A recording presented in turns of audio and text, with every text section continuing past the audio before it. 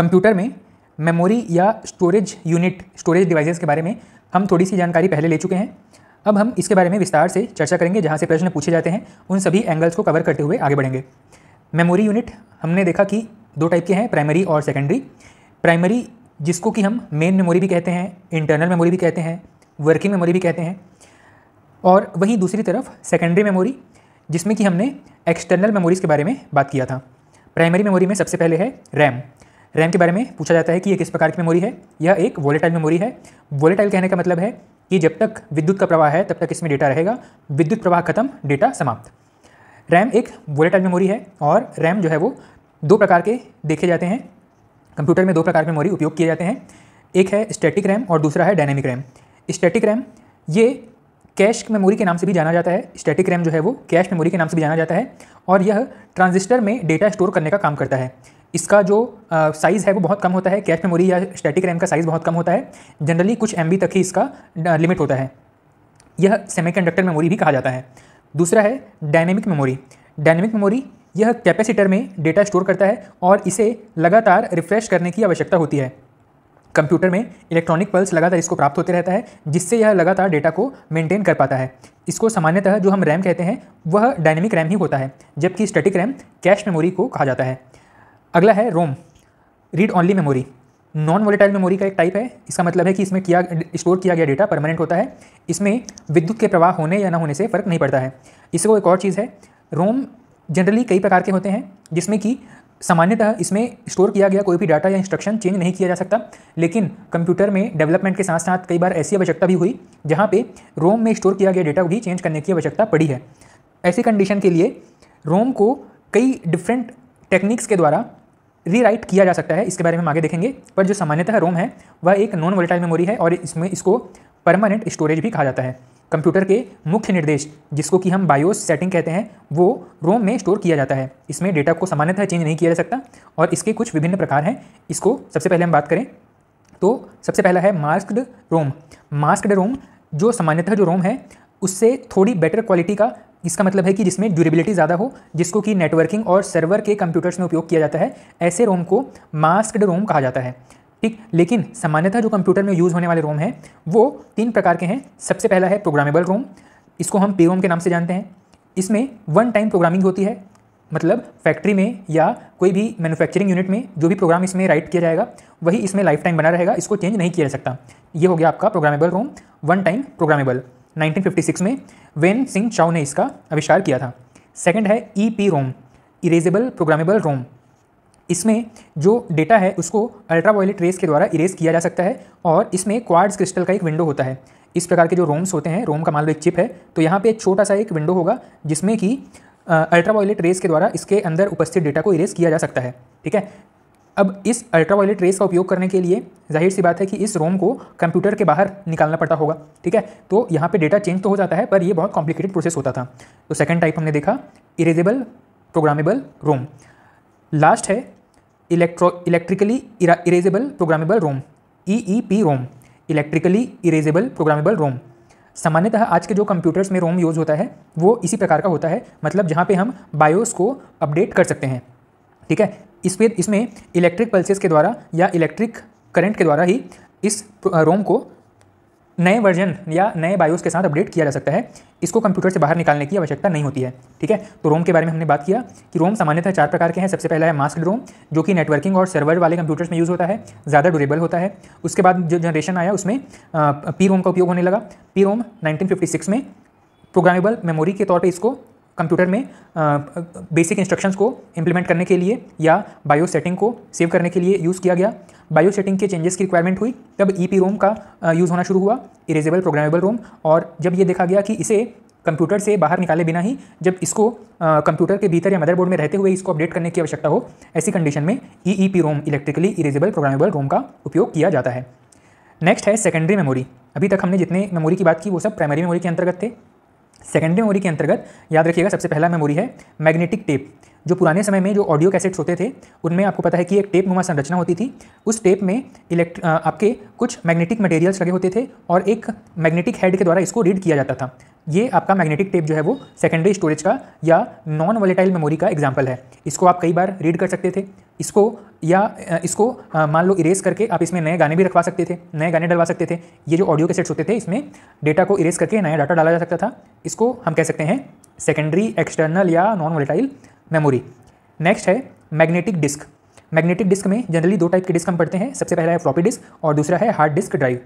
इसमें जो पहला इंपॉर्टेंट क्वेश्चन है वो पूछा जाता है फ्लॉपी डिस्क के बारे में। फ्लॉपी एक चौकोर या एक वर्गाकार एक डिस्क होता था जो कि काफ़ी पुराने कंप्यूटर्स में यूज़ होता था। ठीक है, जनरली ये दो शेप में या दो साइजेस में आता था। सबसे पहला था 3.5 इंच वाला फ्लॉपी डिस्क। इसमें 1.44 MB का स्पेस होता था। ध्यान रखिएगा, ये स्पेस जो है एग्जाम में पूछा गया है कि फ्लॉपी डिस्क में साधारणतः कितना स्पेस होता था। तो 1.44 MB, ये GB नहीं है, ये MB है। 1.44 MB डेटा इसमें स्टोर किया जा सकता था। दूसरा है micro floppy disk. Mini floppy disk 3.5 inch का होता था। माइक्रो फ्लॉपी डिस्क 5.5 इंच का कैसेट होता था। इसमें 2.88 MB डाटा स्टोर किया जा सकता था। ये दोनों ही डाटा बहुत महत्वपूर्ण है, इसको याद रखिएगा। नेक्स्ट है hard disk drive. Hard disk drive यह एल्युमिनियम से बना हुआ एक मैग्नेटिक डिस्क है और इसको ट्रैक और सेक्टर्स में डिवाइड किया जाता है। इसमें जो स्टोरेज स्पेस है वह ट्रैक्स और सेक्टर्स में बटा होता है और साथ ही एक सेक्टर जो है वो 512 बाइट डाटा को स्टोर कर सकता है। इसमें कितना स्टोरेज है इसका कोई लिमिट नहीं रह गया है।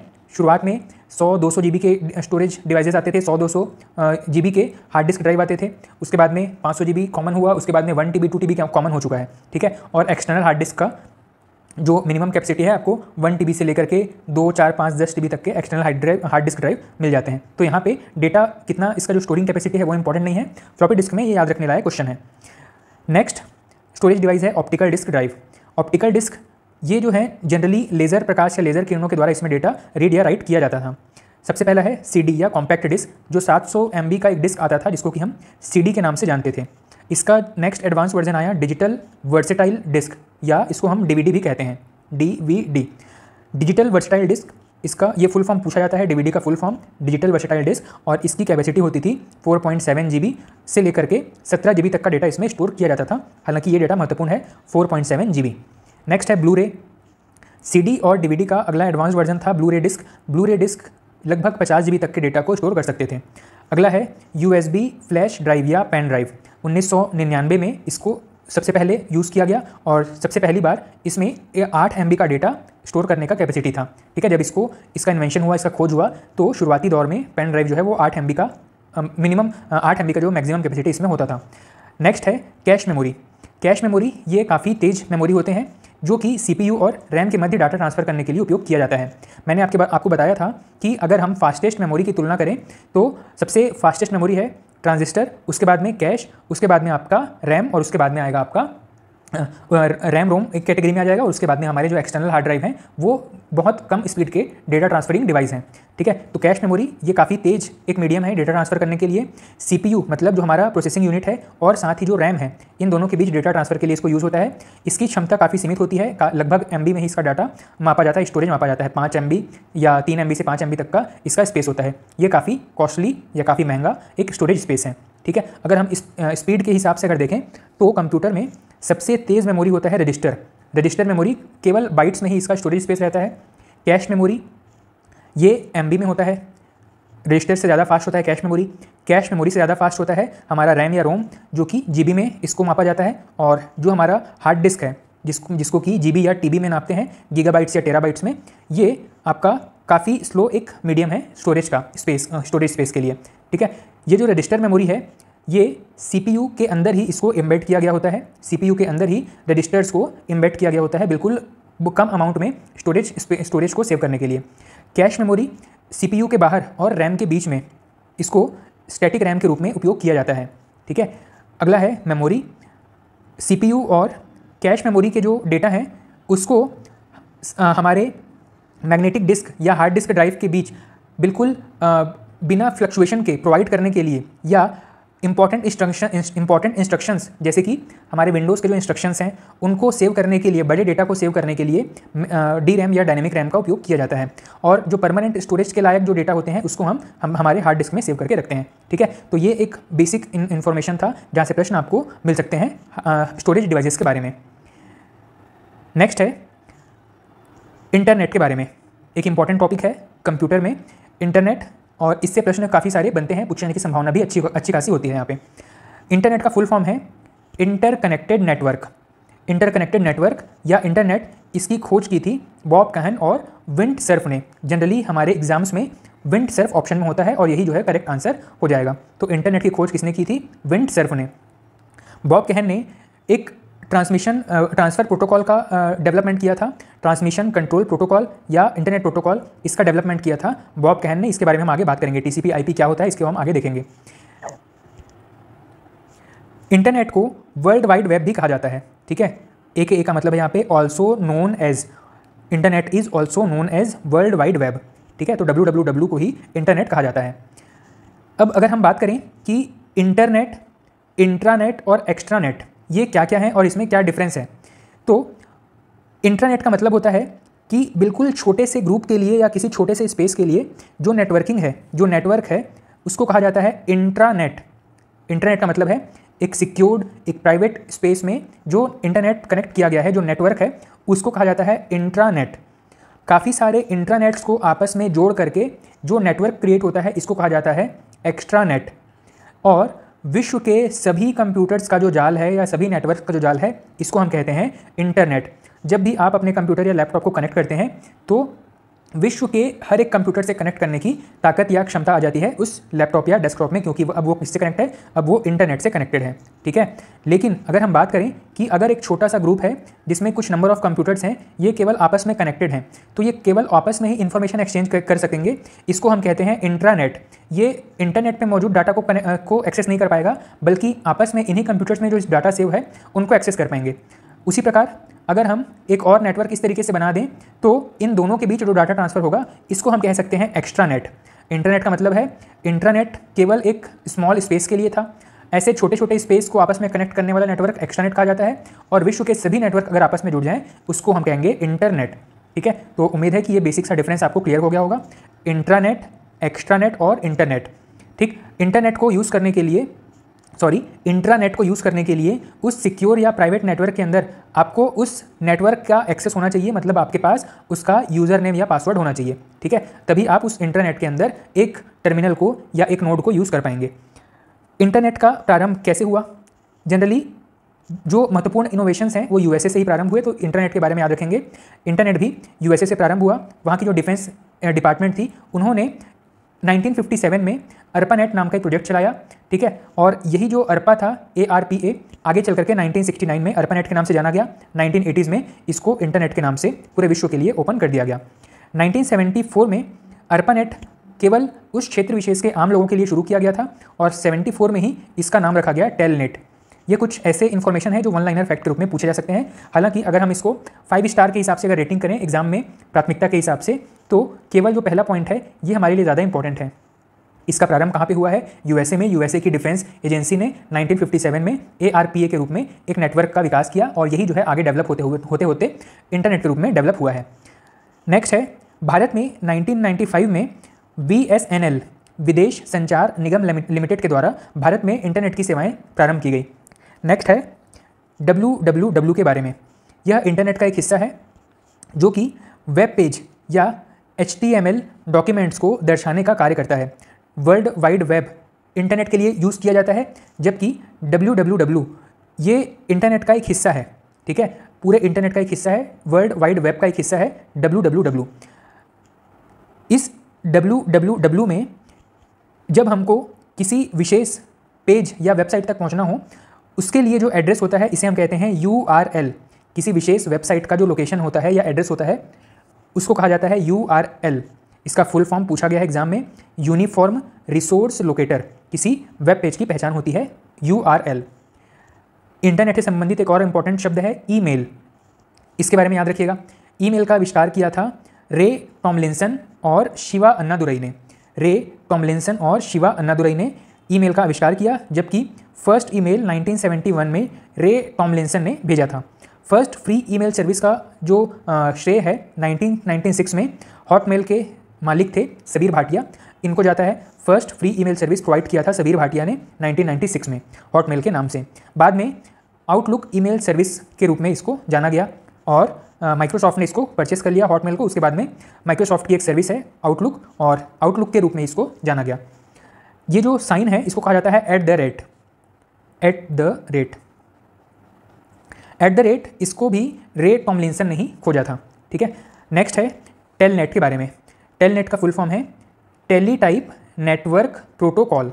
टेलनेट मतलब टेलीटाइप नेटवर्क प्रोटोकॉल। विश्व का पहला इंटरनेट सर्विस प्रोवाइडर था टेलनेट, ठीक है।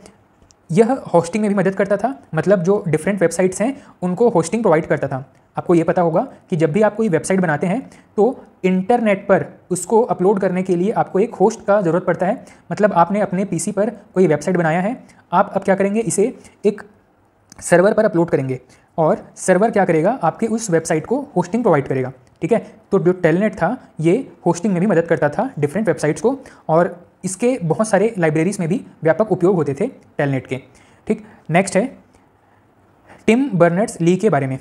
टिम बर्नर्स-ली, इन्होंने ही पहले वेबसाइट का निर्माण किया 1991 में, और इस वेबसाइट का लिंक था http://info.cern.uk, ठीक है। ये इस वेबसाइट का लिंक था जो कि टिम बर्नर्स-ली के द्वारा डेवलप किया गया था। नेक्स्ट हम बात करते हैं टाइप्स ऑफ इंटरनेट कनेक्शन के बारे में। आपको इंटरनेट की सेवाएं कौन कौन से तरीकों से प्राप्त हो सकती हैं, इंटरनेट कनेक्शंस किस किस तरीके से प्राप्त हो सकते हैं। तो सबसे पहला है केबल कनेक्शन। केबल कनेक्शन में कोएक्सियल केबल या ट्विस्टेड पेयर केबल्स का उपयोग किया जाता है। इसमें बैंडविड्थ अधिक होती है, इसलिए इसमें स्पीड भी अधिक होती है, 5 से 20 Mbps तक की स्पीड प्राप्त होती है।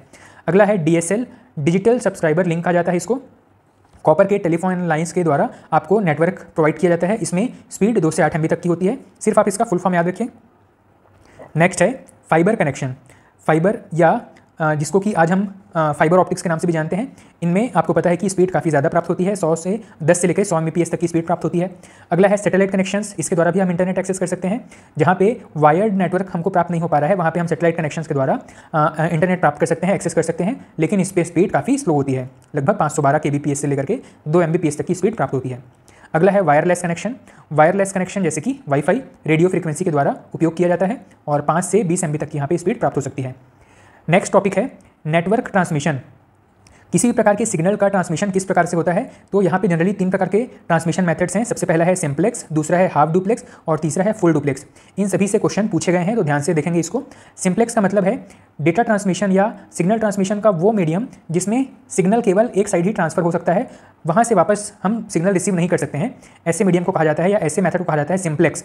जैसे कि टेलीविज़न, रेडियो को सिग्नल रिसीव करने बस का रेडियो जो है वो सिग्नल रिसीव करने के लिए बस डिज़ाइन किया गया है। रेडियो स्वयं कोई सिग्नल प्रेषित नहीं कर सकता है। उसी प्रकार टीवी भी केवल सिग्नल रिसीव कर सकता है, ये किसी प्रकार का सिग्नल प्रेषित नहीं कर सकता है। दूसरा है हाफ डुप्लेक्स। हाफ डुप्लेक्स का मतलब है कि जिसमें सिग्नल दिया भी जा सकता है और सिग्नल प्राप्त किया भी जा सकता है। डेटा दिया जा सकता है, डेटा प्राप्त किया जा सकता है, लेकिन इसमें एक समय में केवल एक तरफ का ही कम्युनिकेशन हो सकता है। मतलब ए जो है वो केवल बी को एक समय में डेटा ट्रांसफ़र कर सकता है, उसी समय में बी ए को ट्रांसफ़र नहीं कर सकता है। जब ए का कार्य समाप्त होगा तब बी जो है वो ए को ट्रांसफ़र डेटा कर सकता, बी के द्वारा ए को डेटा ट्रांसफ़र किया जा सकता है, ठीक है। मतलब एक समय में जब एक तरफ का ही कम्युनिकेशन हो, इसको कहा जाता है half duplex technology. Generally walkie talkie जो कि पुलिस लोग के पास या फिर आर्मी पर्सनल के पास होता है वॉकी टॉकी, वो हाफ डुप्लेक्स का ही एग्जाम्पल है।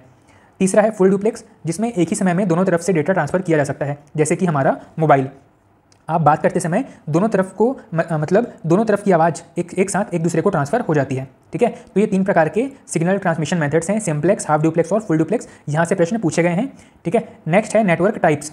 अब ये साइज़ के हिसाब से कौन कौन से टाइप के नेटवर्क हैं, तो सबसे पहला है लैन, लोकल एरिया नेटवर्क। बहुत छोटा सा अगर कोई एरिया है, मान लो घर है, कुछ ऑफिसेस के कुछ कंप्यूटर्स हैं, इनको आपस में जब कनेक्ट किया जाता है ईथरनेट केबल के द्वारा या ट्विस्टेड पेयर केबल के द्वारा, कोएक्सियल केबल के द्वारा, इसको कहा जाता है लैन, लोकल एरिया नेटवर्क। यहाँ पे 100 से 1000 कंप्यूटर्स को यहाँ पे कनेक्ट किया जा सकता है। दूसरा है man, metropolitan area network. Metropolitan area network ये कई लोकल एरिया नेटवर्क्स को आपस में कनेक्ट कर सकता है और इसका रेंज जो है वो कई किलोमीटर में विस्तृत हो सकता है। तीसरा है वैन, वाइड एरिया नेटवर्क, वैश्विक नेटवर्क का जो समूह है इसको ही हम वैन कहते हैं, जिसमें कि सारे के सारे कंप्यूटर्स एक दूसरे से इंटरनेट के द्वारा कनेक्टेड हो सकते हैं। यह लीज्ड लाइन कनेक्शन का प्रयोग करता है इंटरनेट में कनेक्ट होने के लिए या विश्व के कंप्यूटर्स को आपस में कनेक्ट करने के लिए।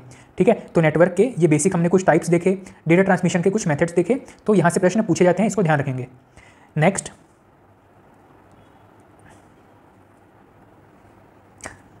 नेक्स्ट है नेटवर्क डिवाइसेस के बारे में। नेटवर्किंग के दौरान कौन कौन से डिवाइस यूज़ किए जाते हैं, वहाँ से भी प्रश्न पूछे गए हैं। तो इसमें सबसे पहला डिवाइस होता है हब। हब जो है वो बहुत सारे कंप्यूटर्स को आपस में कनेक्ट करने के लिए और लैन केबल्स के लिए इसमें छोटे छोटे पोर्ट्स होते हैं। इसके द्वारा बहुत सारे कंप्यूटर जो है वो एक मीडियम से होते हुए आपस में कनेक्ट हो सकते हैं। इसमें दो प्रकार के हब होते हैं, एक है एक्टिव हब, दूसरा है पैसिव हब। एक्टिव हब का मतलब क्या है? एक्टिव हब का मतलब मान लो यहाँ से एक कंप्यूटर है ए, इसने कोई डाटा ट्रांसफ़र किया। अब आपको पता है कि डेटा लॉस भी होता है वायर ट्रांसमिशन या वायरलेस ट्रांसमिशन में। जब आप डेटा ट्रांसफ़र करेंगे तो थोड़े समय के बाद डेटा जो है वो लूज़ होने लगता है। तो इस लूज़ होते डेटा को वापस बूस्ट करने के लिए जो हब यूज़ होता है इसको कहा जाता है रिपीटर। मतलब इसने क्या किया, उस डेटा की फ्रीक्वेंसी बढ़ा दी या उसको बूस्ट कर दिया, और अब जब वो अगले कंप्यूटर तक जाएगा, बी कंप्यूटर तक जाएगा, तो अपनी उसी स्ट्रेंथ के साथ वो प्राप्त होगा बी को। ठीक है, तो इस प्रकार के रिपीटर को, इस प्रकार के हब को कहा जाता है एक्टिव रिपीटर, एक्टिव हब। दूसरा है पैसिव हब। मान लो कोई हब है जो बहुत सारे कंप्यूटर्स को आपस में कनेक्ट कर रहा है, लेकिन उसने डेटा में कोई छेड़खानी नहीं किया, उसको नहीं बूस्ट किया नहीं लूज़ किया, ऐसे हब को कहा जाता है पैसिव हब। तो यहाँ से बहुत डिटेल में क्वेश्चन नहीं पूछेगा। हब क्या होता है इसको बस याद रखिएगा कि बहुत सारे कंप्यूटर्स को या बहुत सारे टर्मिनल्स को कनेक्ट करने वाला डिवाइस कहा जाता है हब। इसमें 12 पोर्ट्स होते हैं, मतलब एक बार में 12 कंप्यूटर्स को, 12 टर्मिनल्स को एक बार में कनेक्ट किया जा सकता है। यह जो है डेटा ट्रांसमिशन के फिजिकल लेयर पर कार्य करता है। टोटल 7 प्रकार के लेयर्स होते हैं, इसमें हम बात करेंगे कि कौन कौन से लेयर्स हैं। अभी बस याद रखिएगा कि नेटवर्क का जो हब होता है वो फिजिकल लेयर पर काम करता है। यह हाफ डुप्लेक्स मेथड पर काम करता है, मतलब एक समय में केवल एक दिशा में डाटा ट्रांसफर हो सकता है। यह एक नॉन इंटेलिजेंट टाइप का डिवाइस है। नॉन इंटेलिजेंट कहने का मतलब है कि अगर एक कंप्यूटर को हब से होते हुए किसी कंप्यूटर को इन्फॉर्मेशन भेजना है, एक कंप्यूटर को हब से पास होकर के कोई इन्फॉर्मेशन भेजना है बी कंप्यूटर को, तो ये इन्फॉर्मेशन केवल बी को प्राप्त नहीं होगा, बल्कि इस हब से जुड़े हुए जितने भी कंप्यूटर हैं C D E F G, सभी कंप्यूटर को वो डेटा प्राप्त हो जाएगा। इसीलिए इसको कहा जा रहा है नॉन इंटेलिजेंट। हब जो है वो एक नॉन इंटेलिजेंट टाइप का डिवाइस है। इसे नहीं पता होता है कि कौन से कंप्यूटर को स्पेसिफिक वो डेटा सेंड किया गया है। ठीक है, ये ब्रॉडकास्टिंग टेक्नोलॉजी पर काम करता है, मतलब जो भी इन्फॉर्मेशन इसको प्राप्त हुआ है वो सभी तक फैला देता है। नेक्स्ट है स्विच। स्विच में मैक्सिमम 48 पोर्ट होते हैं, मतलब एक समय में इसमें 48 कंप्यूटर या 48 टर्मिनल्स को कनेक्ट किया जा सकता है। यह डाटा लिंक लेयर पर कार्य करता है और यह एक इंटेलिजेंट डिवाइस होता है। इसमें जैसे कि हमने बताया कि हब नॉन इंटेलिजेंट था, वो उसे नहीं पता होता है कि कौन से कंप्यूटर स्पेसिफिक के लिए कोई डेटा भेजा गया है, जबकि स्विच को पता होता है कि कौन से कंप्यूटर तक उसको कोई डेटा ट्रांसफ़र करना है। अगला है रिपीटर। रिपीटर क्या करता है? सिग्नल के स्ट्रेंथ को बूस्ट करने का काम करता है। यह फिजिकल लेयर पर कार्य करता है। अगला डिवाइस है ब्रिज। ये बहुत सारे लैन्स को या लोकल एरिया नेटवर्क्स को कनेक्ट करने का काम करता है ब्रिज। यह डाटा लिंक लेयर पर कार्य करता है और जिसमें डाटा ट्रांसफर जो है वो फ्रेम्स के रूप में होता है। ठीक है, फ्रेम्स के रूप में यहाँ पे डेटा ट्रांसफर किया जाता है। अगला है मॉडेम। मॉडेम का फुल फॉर्म एग्जाम में पूछा जाता है। फुल फॉर्म है मॉड्यूलेटर डीमॉड्यूलेटर। मॉड्यूलेटर डीमॉड्यूलेटर दोनों को कॉमन नाम दिया गया है, दोनों के इनिशियल्स को मिला करके मॉडेम। ठीक, ये जो है एनालॉग और डिजिटल सिग्नल्स को आपस में कन्वर्ट करने का कार्य करता है। एनालॉग को डिजिटल और डिजिटल को एनालॉग सिग्नल्स में कन्वर्ट करने का कार्य करता है मॉडेम। जहाँ जैसी रिक्वायरमेंट होती है वहाँ वैसा सिग्नल प्रोवाइड करता है मॉडेम। नेक्स्ट है राउटर। यह इंटर नेटवर्किंग डिवाइस है। ठीक है, नेटवर्क लेयर पर कार्य करता है। यह बहुत सारे नेटवर्क्स को कनेक्ट करने का कार्य करता है राउटर, और इसमें पैकेट के रूप में डेटा ट्रांसमिशन किया जाता है। ठीक है, राउटर क्या करता है? डेटा को पैकेट्स के रूप में ट्रांसफ़र करता है। नेक्स्ट है NIC, network interface card. Network interface card को लैन कार्ड या लैन IC के नाम से भी जाना जाता है। अगर आपके कंप्यूटर में लैन कार्ड नहीं डला है या लैन कार्ड वहाँ पे लैन पोर्ट नहीं है, तो उस कंप्यूटर को, उस PC को, उस लैपटॉप को लैन से कनेक्ट नहीं किया जा सकता है। ठीक है, नेक्स्ट है गेटवे। यह भी एक नेटवर्किंग डिवाइस है, और ये जो गेटवे है, जो कि मैंने आपको बताया कि 7 डिफरेंट लेयर होते हैं ट्रांसमिशन के, तो इस ट्रांसमिशन के आप 4, 5, 6 और 7th लेयर पर कार्य करता है, जिसमें कि कौन कौन से लेयर हैं? 4th लेयर को कहा जाता है ट्रांसपोर्ट लेयर, 5th लेयर का नाम है सेशन लेयर, 6th लेयर का नाम है प्रेजेंटेशन लेयर और 7th लेयर को कहा जाता है एप्लीकेशन लेयर। इन 4 लेयर पर काम करता है गेटवे। ठीक है, इसका कार्य क्या होता है? इसका कार्य होता है दो विभिन्न नेटवर्क को आपस में जोड़ना, और यहाँ पर डेटा ट्रांसफ़र सेगमेंट्स के रूप में किया जाता है। ठीक, नेक्स्ट है ओपन सिस्टम इंटरकनेक्शन मॉडल। जो मैंने आपको 7 लेयर्स की चर्चा की थी, उसके बारे में अगर हम बात करें, इसको 7 लेयर्स को कहा जाता है ओपन सिस्टम इंटरकनेक्शन मॉडल, जिसमें कि 7 डिफरेंट लेयर्स होते हैं। सबसे पहला है एप्लीकेशन लेयर, ये सबसे लास्ट का लेयर है। यहाँ पे हम इस तरीके से मूव करेंगे नीचे से ऊपर की तरफ। सबसे पहला लेयर है फिजिकल लेयर, जिसमें कि केबल्स और हब्स का जो कनेक्शन है इसको फिजिकल लेयर कहा जाता है। सेकंड है डेटा लिंक लेयर, स्विचेस को या ऐसे अन्य युक्तियों को डेटा लिंक लेयर के अंदर रखा जाता है, यहाँ पे फ्रेम्स के रूप में डेटा ट्रांसफर होता है। तीसरा है network layer, IP internet protocol को नेटवर्क लेयर के अंदर रखा जाता है, यहाँ पे डेटा जो है वो पैकेट्स के रूप में ट्रांसफर होता है। नेक्स्ट है ट्रांसपोर्ट लेयर, टीसीपी आईपी जो कनेक्शन है इसको ट्रांसपोर्ट लेयर कहा जाता है, यह end to end data send करने के लिए कार्य करता है। अगला है session layer, session layer API और जो सॉकेट्स होते हैं इनको सेशन लेयर के अंदर रखा जाता है, यह डेटा को सिंक्रोनाइज करने का कार्य करता है। अगला है presentation layer, file transfer protocol या ऐसी अन्य जो युक्तियां हैं इनको प्रेजेंटेशन लेयर के अंदर रखा जाता है और यह सिंटैक्स पर कार्य करता है। अगला है एप्लीकेशन लेयर, जो कि सबसे लास्ट है, यह एंड यूज़र को डेटा कैसे प्राप्त होगा इस पर कार्य करता है। इसमें HTTP या DNS जैसे मॉडल्स का उपयोग किया जाता है। ठीक है, तो इन 7 लेयर्स का सिर्फ नाम याद रखिएगा, ज़्यादा से ज़्यादा आपको पूछा जा सकता है कि इनमें से कौन सा 7 लेयर्स में शामिल होता है या नहीं होता है, तो नाम याद रखिएगा, physical layer, data link layer, network layer, transport layer, session layer, presentation layer और एप्लीकेशन लेयर। नेक्स्ट है डेटा फ्लो के विधि के बारे में। अलग अलग तरीकों या अलग अलग कनेक्शंस पर जो डेटा फ्लो होता है इसको नेटवर्क टोपोलॉजी भी कहा जाता है। तो अगर हम कनेक्शंस के हिसाब से देखें तो डेटा फ्लो कि एक कंप्यूटर से दूसरे कंप्यूटर में होने के लिए किस प्रकार से उनको आपस में कनेक्ट किया गया है, इस आधार पर हम इसके डिफरेंट वैरायटीज़ या टाइप्स को देख सकते हैं। सबसे पहला है बस टोपोलॉजी, डेटा फ्लो की ही विधि है।